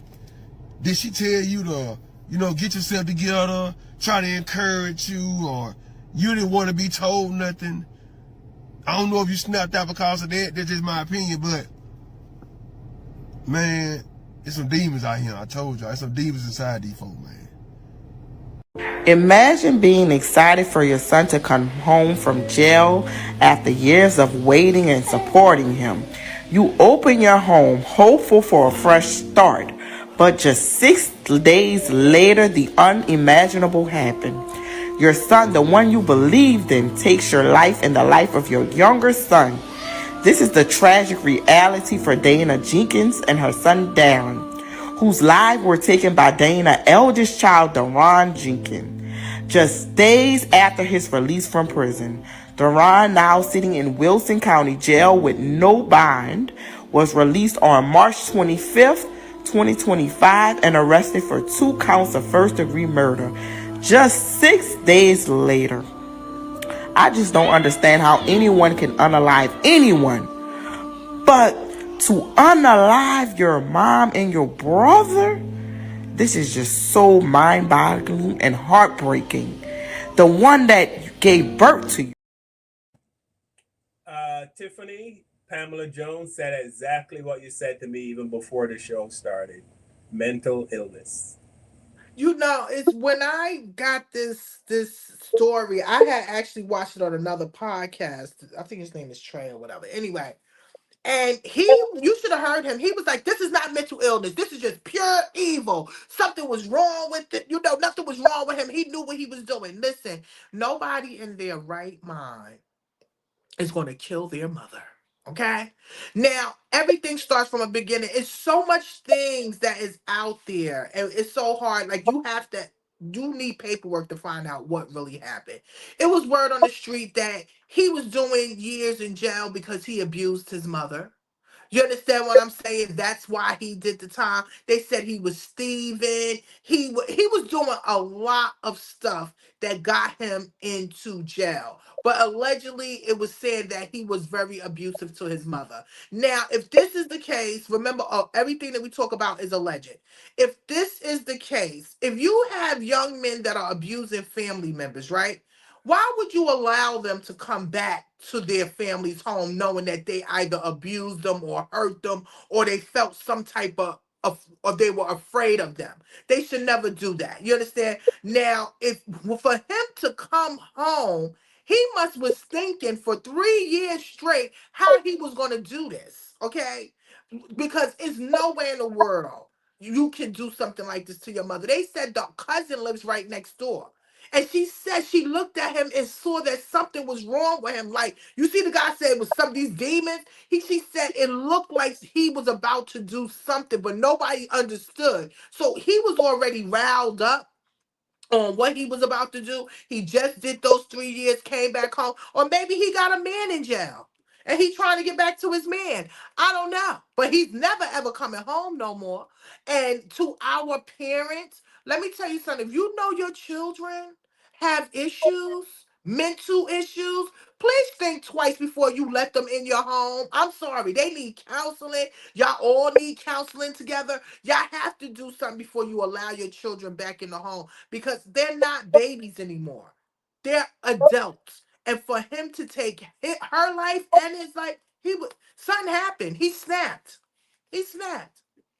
Yeah. Really much attention to mental illness when it comes to Black people.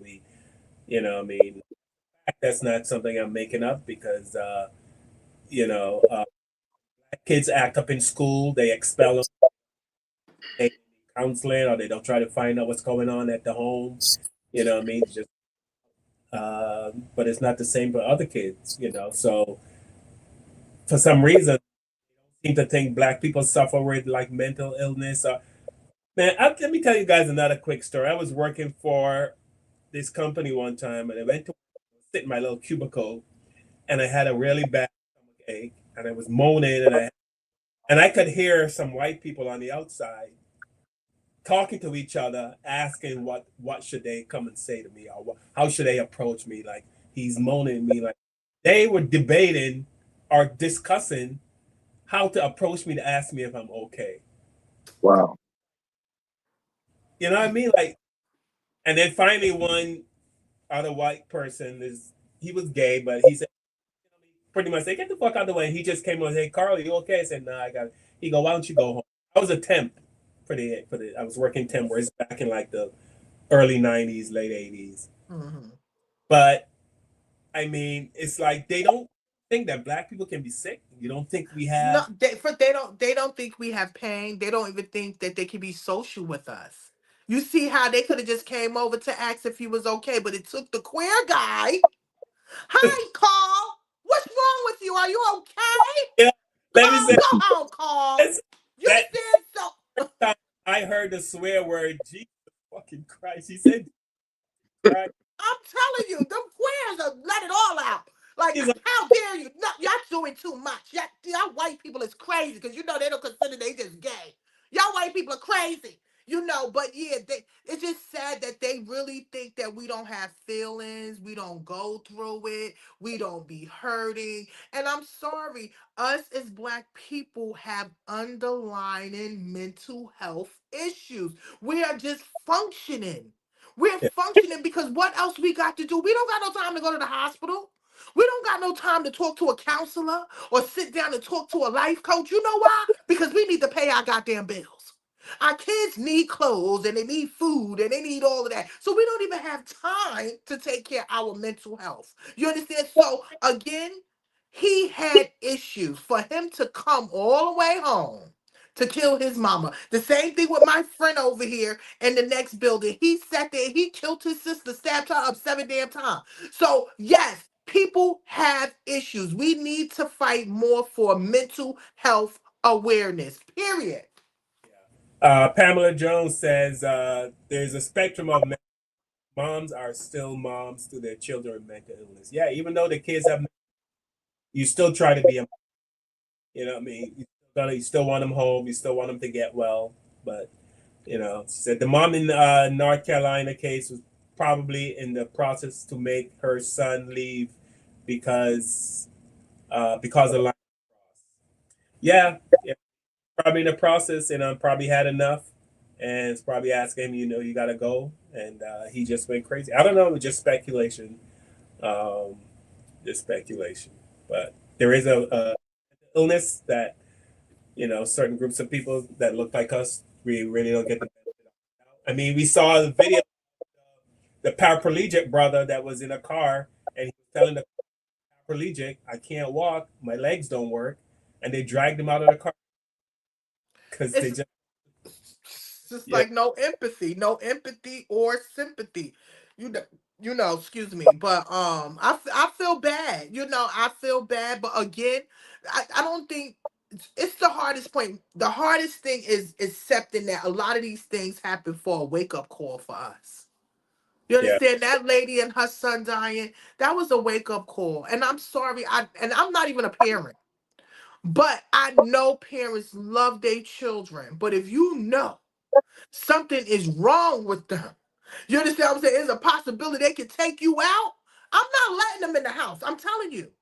I'm not. You cannot 3 years ago, if they saying this is true, because I'm still doing history on it, that if he abused his mother 3 years ago, and this is why he had to do time or whatever the case may be, I'm not letting him in my house. Are y'all going to let your sons in the house after he whooped your ass? Nope. He needs help. And I got a 15-year-old I got to watch out for.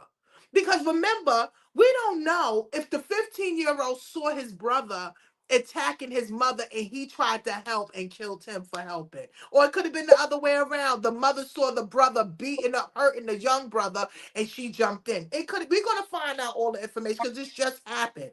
But it's just a sad situation. So to our parents, please, if your children have mental health issues, please get them help. Please. Yeah. Well, if they're adults, Tiff, that's hard to do because adult people with mental health have to consent in most cases, right? They just can't go, hey, my daughter or son is effed up and they need help.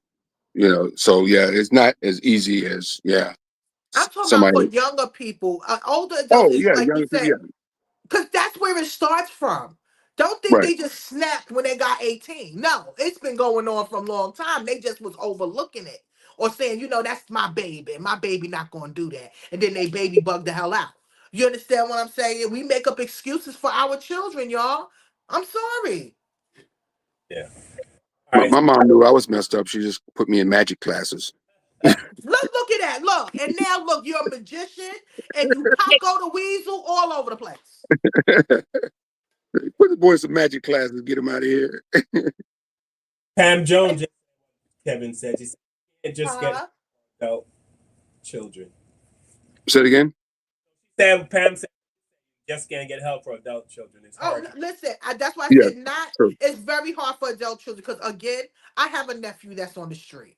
You understand what I'm saying? He's on drugs and he don't want the help. But I cannot allow him. And I told him, I check him when he come in. Listen, I'm like, I can't let you in. I don't know if you bugged out. You understand what I'm saying? But I do take it. Fuck you.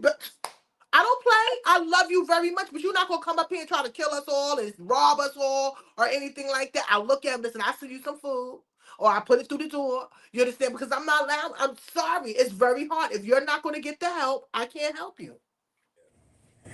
All right, we're gonna wrap up the show, but before we do that, I'm gonna show the video of the dance teacher who had some kind of recital. She had, I think it was like 4 or 5 black kids. I think it was 4 black kids on stage, and after their performance, 3 were white, 1 was half white. She's not like dark skin brown, but dark skin black. But she came on stage and she gave a group hug because she was so excited that they did so well. And it looks to me like she included the 3 white kids in the left, the 1 brown little girl off. It was black, not brown.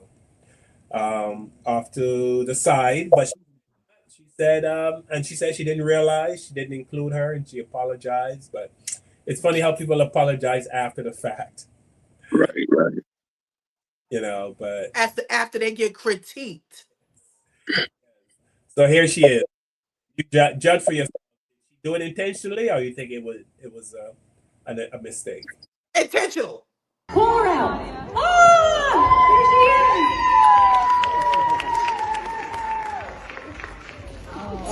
That was rude. Nadia Boucher. Olivia, Lakin, Violet, Shania. Come stand behind your. All right, I'm gonna show that again. Yeah, rewind that, because I'm looking on the camera over here.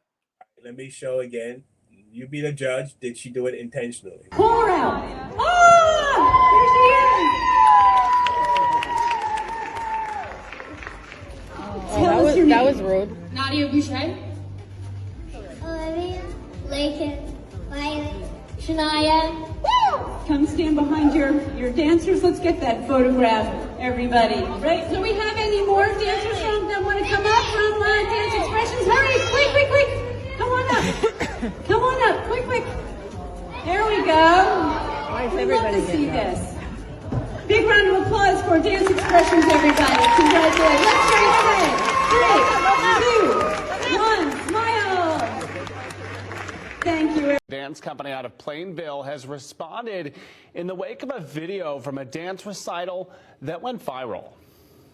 This is a portion of the letter she sent, quote, following the competition, concerns were raised by Shania's family regarding the incident. Our instructor immediately addressed the situation by apologizing to Shania, expressing that the exclusion was unintentional and never meant to cause hurt. Emotions were understandably high and efforts were made to move the discussion to a private setting to ensure a productive conversation. Over the past years, we have worked to support all of our dancers and families, including Shania and her sister. It continues, after careful consideration, we made the difficult decision to part ways with the family as we strive to maintain a positive and respectful environment for all members of our studio community. These decisions are never made lightly, and we recognize the impact they can have. We would like to take this opportunity to once again extend our sincere apologies to Shania for the unintentional oversight. Dance Expressions remains committed to fostering an inclusive, welcoming space for all dancers. But wait a minute, did they say that the parents, they took the girl from the class, like she's not in the class no more because of this? The parents took her from the class. I think the parents separate, didn't want. That was the right thing to do. That was the right thing to do. Yeah. I'm calling BS. I think she knew what she was doing, because it happens to us all the time in our lives. Carl can tell you stories. Tiff can tell you stories. I can tell you stories. Even as adults, it happened to us. I remember walking to a gas station a few months ago as I was traveling to one of my shows. I went to a gas station. I walked in. There was 2 ladies that worked there behind the counter that were chatting with each other. Nothing. But then 2 minutes later, a white guy walks in and they immediately spoke to him, They're like, at the moment, I was going to go, you guys didn't speak to me, But then I left it alone, Yeah. So, but I knew that they didn't speak to me, but they spoke to the white guy that came in 90 seconds later, like they didn't see me walk in. They saw me walk in. They just didn't think I was worth being spoke to, Mm-hmm. So it happens. This type of stuff happens all the time to people of color from the age of being in school up until we're grown as adults. This happens to us on a regular basis. Like we just learn to navigate it. The whole story call about, get on the elevator with the white woman, and she freezes up. She wants you to push your floor before she pushes her floor, Then when you're both going to the same floor, she freaks out. We deal with this all the time. So just part of, our culture. Yeah. But yeah. Yeah, I'm happy that the parents took her out because now you lost money. And also, they took her out because of it went viral. Yeah, Everybody is talking about it. And she probably found another better dance company that would treat them well. And it's so, and it's, I don't know, maybe the girl is mixed. And that's why they put her in there because you see, it's not a lot of black children in there. It's a lot of mixed, I like mixed children or light skinned children. So you need to get your daughter in a black school. She'll get more rhythm anyway. that is true. Is there a lot of, schools like for black kids to learn dancing, Tiff? What? Are you crazy? They're all over No, the I asked the place. question. I don't know. I don't Yes, dance. it's dance schools out there Okay. for what's called. But you got to remember, you have a lot of people like you and Carl that likes to move out in the suburbs and be around the right people, and you want your children to go to the best schools and dance with the best people. So No, that's when I was fine. a kid, I learned. My mom put me. My mom put me in martial arts class when I was a kid, right? And my instructor was a black man. You know, as I became a teenager and continued my martial arts training, some of my instructors were white and some of my instructors were Asian. Right, son. And Now then your son left, son down, son. the last time I trained, and it's been over 15 years, my instructor was a black guy. Actually, he's from Jamaica, and he was very good. And he had his own kung fu school in No, you said you know that's racist. in Maryland. He had his own kung fu school in No, Maryland. you He can't trained say kung overseas. fu. No, kung fu. It was a kung fu class. No, That's you what I was can't say that. It's racist. No, I'm just saying. So I don't know. I mean, yeah, sometimes it's not available. I'm not saying that, like you said, there's plenty of black dance schools, but it's not always available in every state. We don't know No, what they're state is not. happening or what suburban where this happens. So yeah, in your neighborhood, Carl is Tiff, you probably busting can find out a laughing million. back there. Carl, you all right? I mean, Tiff, in your neighborhood, you probably can find a million black things, you know but what? There you go with that light skin stuff. We have at least 3 or 4, and the rest is in Harlem. Don't play no games. but you're near Harlem though, right? How far you live from Harlem? I live an hour and some change from Harlem, but Okay, I you live 2 got hours and some change from Harlem. Yeah, but you got parents that will take their children to Harlem. Again, shout out to Florence. My mother kept us in dance classes, Miss Davis, rest in peace. And it was in Brownsville. And I'm glad they had those little classes that we can be able to learn jazz. And I think we was doing more jazz and tap dancing and stuff like that. So I appreciate those things. We really didn't see no white kids in our class. Like I'm gonna get, Angelo as he gets a little older into stuff, and I will seek out, but I mean, Black, please, yes. I'm saying if I get him into a martial arts class, I'm not It looking at don't care. what Martial color arts is instructor looks, generation. I don't give a shit what he Yeah. looks like. As long as he's a good martial arts teacher, Yeah, he could be green like the Hawk for all I care, as long as he's good, Mhm. But yeah, I don't know. Sometimes Carl, what maybe was you laughing about, Carl? You could have saw you sitting back there laughing. Carl You all loves right, when Carl?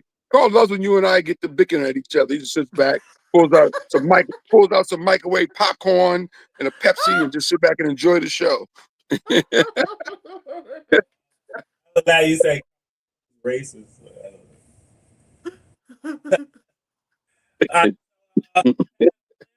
We have black-owned dance studios in Seattle, so you can fly your son up to Seattle, Kevin. You got the money. Fly him up. Yeah, I don't have no damn money, but I might be performing in Seattle. Not Seattle. I'm performing. Where's Spokane, Washington at? Where the hell is that at? Isn't that near Seattle? I don't know. I don't know too much about that neck of the woods. But Washington or something? I think I'm going to be in Seattle in July performing. I'll keep you posted. Yeah, I think I'll be out there in July performing in Seattle. So I'll let you know if I'm coming your way. Don't catch this show. All right, before we go, I have that every week I'm going to showcase a black-owned business, and not to disappoint, own business that we should support. If you happen to be in the area, or if you know someone in the area, just send them over and give the business some support. Hey everyone, we're Courtney and Zan, founders of Whipped Urban Dessert Lab, the world's first oat milk ice cream shop. That's right. We are the first in the world to launch this type of dessert shop. Using our scientific backgrounds, we have developed a special formula that allows us to create a creamy, decadent ice cream made with oats that's dairy-free and plant-based. Now, I know what you're thinking. Oats turning into ice cream? But trust me, it is nothing like you have ever experienced. We are located at 95 Orchard Street in the Lower East Side of Manhattan, and we are happy to be in this neighborhood. We have some pretty amazing businesses on this street, and typically before we open, we'll get a pastry from Orchard Grocer and a London Fog and latte from one of the local coffee shops. We typically get to the shop early to set up and turn on our soft serve machines, put out our crumb trays, and prep our outside for customers. You won't see the typical cake cones with soft serve and only a sprinkle of toppings here. Instead, we have created what we call the line and layer technique. So once you step foot in our door, get ready for the Urban Dessert Lab experience, a mix of taste, texture, and style. Our base flavors are sweet cream and chocolate, and the possibilities are endless with our toppings and sauce choices. Some of our most popular flavors are strawberry shortcake and chocolate peanut butter pretzel, but you can also make your own combo, and we love seeing all of the cool creations that people come up with. Once you choose your... Damn, that look good. Yeah, it do look good, but she said it's oats. Now, if it's oats, I don't know. I ain't never had no oatmeal ice cream. Well, Hey, I'm gonna try that. We're gonna try that. We That need to look go good. there. That look good, and it looks halfway healthy, and that's what it's all about. And it's cheaper than that fish. did she say it's cheaper than that fish? Yeah, that'll be our next place then, because Paul still paying for that fish. I almost got it paid off. It's only been 10 years, but I almost got it. Okay. Yes, time for us to spend some time. What was the? I didn't have to go back and get the address for that place. She said it, All but right. something. That It's place in the that look city. amazing. That's right up my alley. That look amazing. Yeah, I'm it's sorry. in the city, she said. Yeah. Manhattan, actually. Yeah, that looks Mhm. amazing. Wow. Well, the video's in the show, so we can always go back and watch it. Well, here's Yeah. a that actually has groceries. He's not asking Master P. He's not asking. This is the same guy? No, Oh, all right. the same guy. I was recently at Sure Save, which is a Black woman-owned grocery store that just opened in East Point. They converted an old CVS into this grocery store, and they have everything that a regular grocery store has. Meats, vegetables, fruits, canned goods, and because the owner is Jamaican, of course, you know they have a West Indian section with jerk seasoning, browning, and mackerel, and things like that. And if you're looking for beauty supplies, they have a small section at the front of the store, as well as alcohol. So let's support Sure Save. If you've been before, comment below. And don't forget to give your girl some love. Like, follow, share, and save. Okay, gotta go, bye. There was a lot of these videos. Go ahead, Tiffany. No, how she got all the groceries on her thing, or her what you call it, and this black man in South Carolina got no groceries on his. That's right. Let's do one more. Just shout out one more. Here we go. Hey, so listen, this is the best place you want to go. Why? Because we got everything you need, everything you can think of, everything you can dream of. Whether it's fresh produce, fresh meat, we even got the diapers. So if you got a little baby, you name it, we got it. We even got beer sales only on Sunday, but we got the full staff when it comes to the alcohol, and we got the fresh cafe over there for your caffeine. At the end of the day, Black-owned business. Come support, whether you Black or not, but at the end of the day, we got what big box stores don't have, and that's convenient, freshness, and readiness just for you. These people got to put the address in their videos. They don't put the address in their videos. Now That's why they gotta hire somebody like me to be able to help them produce their videos. Yeah, he needed more. I didn't see no pictures, no videos. You need to give us visual. Today in society, we are a social media era. We need lights, cameras, action. Yeah. We need to see that. And they know to know the address. I don't have time to go Google the name and do all that other stuff. You know what I mean? Give it to me so I can Write down, memorize the address, and boom, and go. It's supposed to be flashing. You see how he was talking? His information is supposed to be flashing either under him or on the side of him, so people can keep seeing it. You understand? They said you say things 3 times or do stuff 3 times, it stays in people's mind. Like we don't know where he was from. No, nobody. I don't know. Now we have to go Google. I don't remember the name of the what was it? The meat market, the something. Hey, so listen, this is the best place you want to go. Why? Because we got everything you need, everything you can think of, everything you can dream of. Whether it's fresh produce, fresh meat, we even got the diapers if you got the little baby.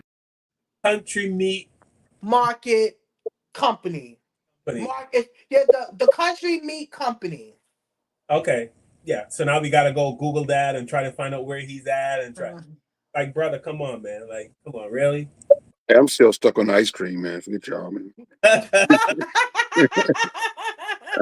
still thinking about the oat ice cream. Yeah, that looked good though. I like that, and that it seems healthy. Yeah, that's why I want to go check it out because I need some healthy dessert in my life, you know. Yeah. Because I'm over here dieting. I'm suffering And over you this. can't get no healthier than some oats. You ain't lying about that. I That don't know sounds how good. they was able Well, to I drink put that together. because I drink oat milk. So I guess, you know, so I drink oat milk. So I guess it's the same way How that do they squeeze milk out of oats? they figured out a way to get it. It's juice and They everything. soak it in water and then wring it out. I mean, That's a possibility. That's a good question. You can Google anything, Tiff. Google that. Go on YouTube. I'm sure they got a video on it. So, that Spokane is nowhere near Seattle. Just so. All right. Okay. I didn't think it was, but hey, I'll be out there somewhere performing this summer. I'll keep you posted. I might be closer. I'm not quite sure. I think it's Spokane. I'm not quite sure. I'm performing at a festival out there in July, some sort of festival. So I'll keep you posted. I'll let you know the exact city once it's confirmed with my agent. So She said, okay. and make sure you bring Patricia. So she's Yeah, of just course. making sure Patricia is comfortable with what, me performing in Seattle? So she just said, I guess that's what speculated. You know, she said, oh, she'll make sure. Oh, Patricia can't travel with me everywhere. She was. She already has. She already done that. Been there, done that. She doesn't travel with me yeah, anymore. you get tired. You be like, you better go ahead about yourself. Just bring your ass home. She didn't see my show a million times. She don't need to see it no more. All right. I'll be by myself. I want everyone for watching. Thank you. Please like. Isn't Seattle where it rains a lot? Doesn't it? Yeah, they said it rains a lot. It don't really have too much sun. Yeah. Yeah, that's all the way on the other corner of the earth. Of the map of America. So it's a lot of light skinned people there, Tiff. Yeah, and it's right up the block from California. Okay. Yeah, some nerve calling people light skinned. Like you act like you Whoopi Goldberg over there. One shade from me. You right. You know what? You right. I'm sure if you guys got pulled over by the cops and it was you and Tiffany in the car, I don't think they were saying we got one light skin and one dark skin. I think they would say we got two light skin. One is a little brown and one is a little browner. So like, share, subscribe. Please like the videos. Like the videos. It helps our algorithm. Before we go, Kevin, anything you learned or you want to share before we go?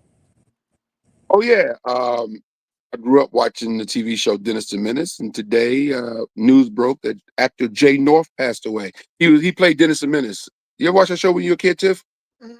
I didn't know he passed away, but I didn't see him in his old age. He was 73. He died today. The news just broke that Jay North passed away about an hour ago. Before the show started, I saw it on social media. Actor Jay North died, known for his role as Dennis the Menace, and he was 73, so he wasn't an old man. I don't know why he passed. Old ass Dennis the Menace. I saw a picture of him. He didn't look old at all. He looked, decent age for 73. Looked the same. What is his name again? Jay North. Actor Jay North passed away. North. Yeah. Okay, let me see. And it just broke like a couple hours before we went on air. So yeah, Jay North passed away. Dennis the Menace. And he Everybody grew was up watching. bad. He was Oh, he bad. was a I remember badass that. little kid. Everybody grew up watching Dennis the Menace. No, he don't look like his picture though. He don't look like his picture. Well, you know what? When he was a kid, he was blonde, right? But he don't look blonde as an adult. Yeah, I saw. Yeah, that's actor Jay North. Yeah. Yeah, he don't look like his picture, but yeah, he's got a little. Well, when he played Dennis the Menace, he probably was like 6 or 7, and then he's 73. So that's probably why, Tiff. And you want to hear something? I'm gonna be honest, right? I liked them when they was small. When they was small, they was cute.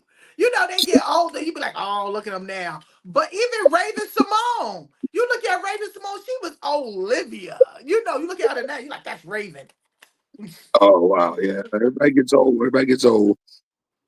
Everybody can't look that good when they're my age. Kevin, anything you learned? He told you what I learned. I learned Jake North died. You know what? Okay, you know what? Get to me, Carl. Get to me because he's too much. What did you learn? I learned that I learned what I learn every week. That what I really learned is that the march, as far as the protesting thing go, I think that we're doing the right thing. We're laying low. We're not getting involved. It's on them. We've done our job in marching since the 50s and 60s, 70s, 80s, 90s, early 2000s. Summer of 2020. Summer of 2020 was the nail in the coffin for us. Yep. Party So done. yeah, so we're done with marching but boycotting is working because Walmart's losing a lot of money. Target's definitely lost billions of dollars. Amazon's losing money.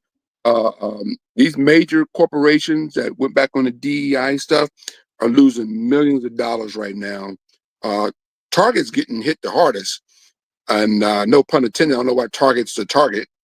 You know why? Because Tarjay went along with it too. Yeah, but they're getting their ass handed to them. So Target is taking a serious. Out of all these major corporations that rolled back the DEI, Target is getting hit the hardest as far as their financial. They're really taking a beating. And Tesla and Target is getting their asses handed to them. So boycott works. You know, I think they're gonna learn to respect us because our dollars is what matters ASAP. Exactly. Tip, our dollars matter. And so the boycott is the way to go, not marching in the street so Trump can turn his army on us to shoot at us and all that sort of stuff. And these racist cops can come after us. Nope, we're going to stay our butt here at home and sit on our sofa and watch some basketball. That's what I'm doing later on tonight. That's it. That's it. All right, Tiffany, anything you want to share before The same Kev was talking about. I'm just saying we need to communicate more, especially with our children. You know, after this young man, he is now going to be facing time in jail for protecting himself. We have to communicate with our sons and daughters and let them know that the system is not in our favor at all. So we always got to watch our asses, okay? We got to be careful. We got to think before we click. We think before we sign something. We got to think before everything, before our whole life changed before us. So we send prayers out to both families, you know, and again, you know, us Black people, we have empathy and sympathy for anybody, but we send blessings, and I hope that this young man can be able to get it. I don't think that he woke up that morning and said, I'm going to do this to this person. I think it was a bad situation.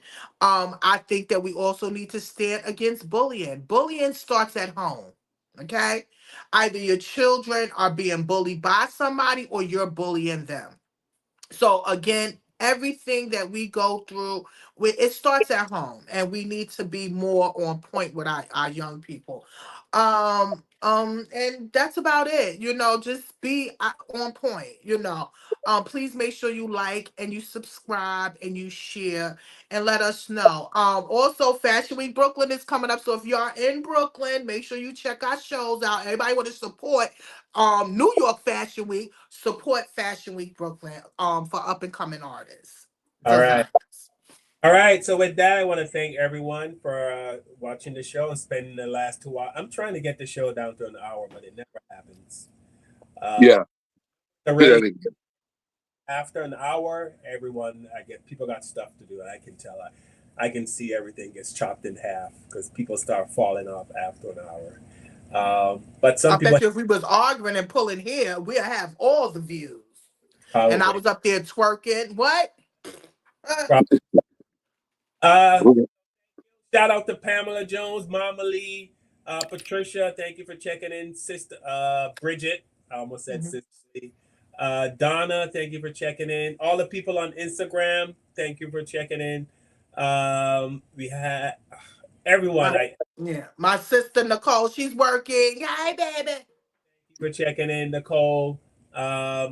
Love everyone. Thank you so much. I know we appreciate you taking time out of your weekend to spend with us, and we truly appreciate that. And that we love you, Kevin. I love you, Tiffany. I love you. I know, boo.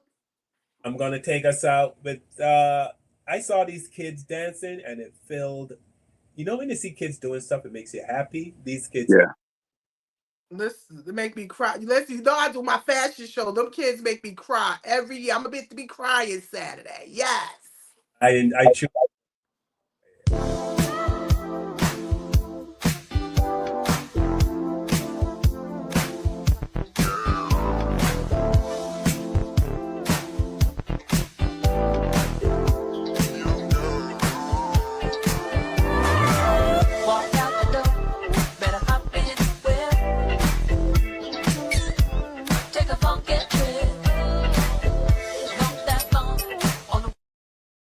They look so happy, don't they? Listen, that should be something that every school should do.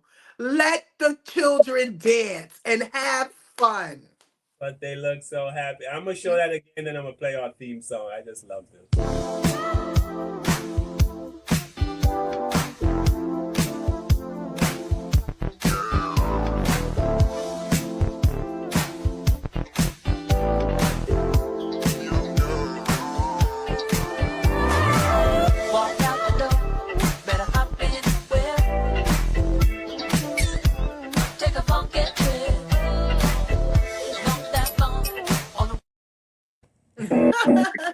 Like that. I love it. With the knowledge gain, break away from the chains. We helping you work the black therapy. In a safe space, dealing with the black trauma. We unpacking and inspecting all our baggage and drama. Cause we gotta unite, no more killing each other. It's time to see a new future for my sisters and brothers. With Kevin, Carl, and Tiffany, you'll have an epiphany. We'll give you everything you need to handle the enemy. We be giving you empathy, we're gonna challenge you mentally. The right conversation so you grow exponentially. We built your penitentiaries, we built all your schools. Gave us brainwash education, just making us fools. Hatred was what we got in exchange for love. No more manipulation from my God above. No, it's Carl, Kevin, and Tiffany. To the black therapy.